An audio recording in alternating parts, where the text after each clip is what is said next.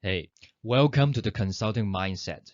Today, I'm going to share with you some key basic understanding when it comes to China monetary policy system.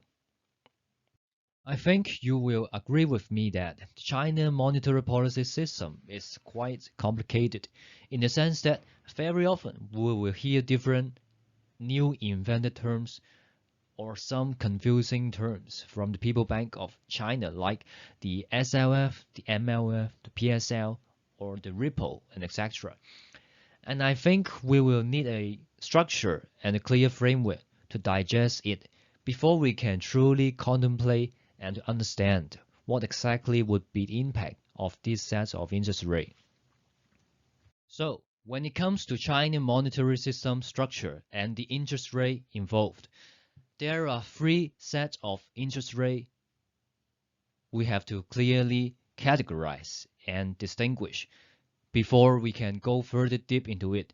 The first set of interest rate is those between the central bank and the financial institution, and here I refer that to the FI. The interest rate involved might be the repo rate, the standing lending facility, the medium-term lending facility interest rate, or the reserve requirement. And the second set of interest rate will be those between and among those financial institutions like the repo rate or the interbank offer rate like the 3-month SHIBA.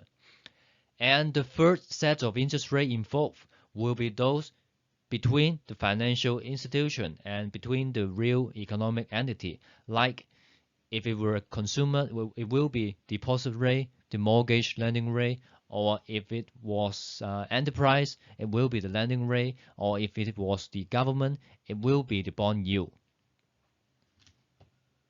So, after understanding the three major sets of interest rate in China monetary policy system, we can further discuss in details about the concept of risk-free rates and the benchmark interest rate.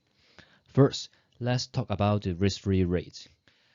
Practically and technically, the risk-free rate actually means a set of an interest rate. It could be 3 month, 1 year, 3 year, or the combination of the above. But when it comes to benchmark interest rate, it could be one interest rate only. It is the interest rate that central bank use to control the monetary policy when they are doing their easing or tightening policy. So, effectively, benchmark interest rate would mainly have three features.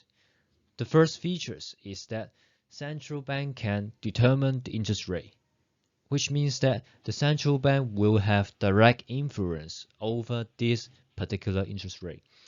The second feature is that this interest rate will affect all the remaining interest rate in the market. Third, it should be a market interest rate, which means that it is not an administrative interest rate that is compulsory set by the government or by the central bank. Rather, it should be a traded outcome. It should be a traded outcome through the law of demand and supply in the market. So, in the next episode, we will talk about what is the benchmark interest rate in China.